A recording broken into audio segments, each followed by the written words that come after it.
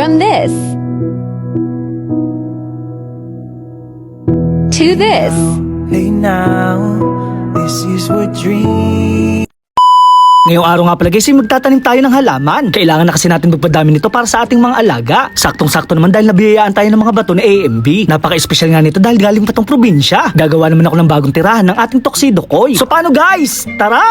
Una nga palang natin gagawin ay bibili tayo ng mga paso. Walang iba guys, dito lang yan sa mga nagtitinda ng halaman. Napakasarap nga pala ng pakiramdam dito at napaka-presko. May iba't ibang halaman nga pala dito tulad na lang ng cactus at bonsai. Naubusan na nga daw pala sila ng maliliit na paso. Kung inyo nga pala makikita, ito nga pala ay patukaan ng manok. Kaya naman guys, bibilihin ko na to dahil wala na tayong no choice. Pagtataniman ko kasi ito ng mga halaman at ilalagay natin sa aquarium. Okay na nga pala itong mga nabili natin at babalik na lang tayo kapag kulang. Syempre guys, kapag magtatanim nga pala tayo, kailangan natin ng lupa. 50 pesos lang naman ang lupa dito kaya bumili na tayo. Bumili na nga rin pala ako ng malaking paso. Eto kasi guys yung gagawin nating aquarium. Saktong-sakto nga pala to para sa ating mga alagang gapi. Mabuti na nga lang guys, napakalakas ni Kuya Bimacho Nurin.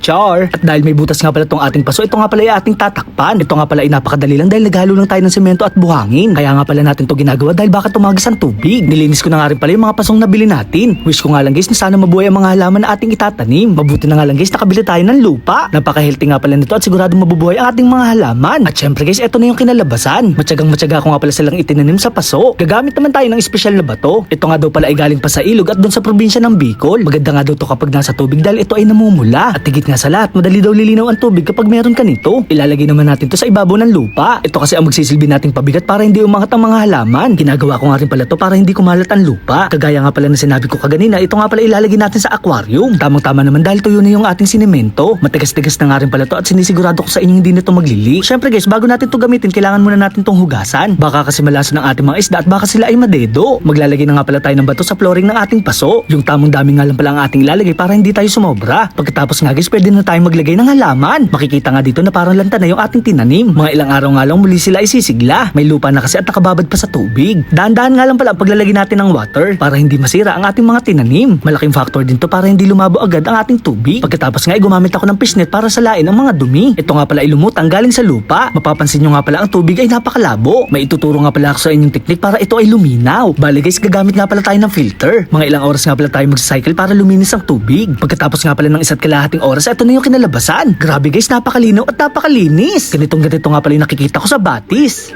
Char! Bali guys, kailangan muna natin mag-acclimate ng isda. Tuxedo Koi short body nga pala itong ating ilalagay. Napakaganda naman kasi ng kanilang kulay at kitang-kita sa paso. Sinisigurado ko nga pala na healthy ang ating tubig dahil meron tong halaman. Habang nagbibideo nga ay nakita ko na parang tumatalon itong ating isang isda. Gusto niya na atang tumakas at tumalon papunta sa lupa. Sana nga guys ay makapag-breed tayo nito at makapagpadami. Dito naman sa kabila ay maglalagay tayo ng pink magenta. Saktong-sakto naman dahil malinaw na yung tubig dito sa kabilang paso. Grabe guys, napakagandang masdan at crystal clear. Tamang-tama nga din pala na dito ilagay ang magaganda nating isda. Pagkatapos nga ay pwede na natin tanggalin yung filter. Maglalagay na rin kasi tayo ng hipon. Ito nga pala ang tagakain ng mga algae dito sa ating tubig. So paano guys, hanggang dito na lang. Maraming salamat sa panunood.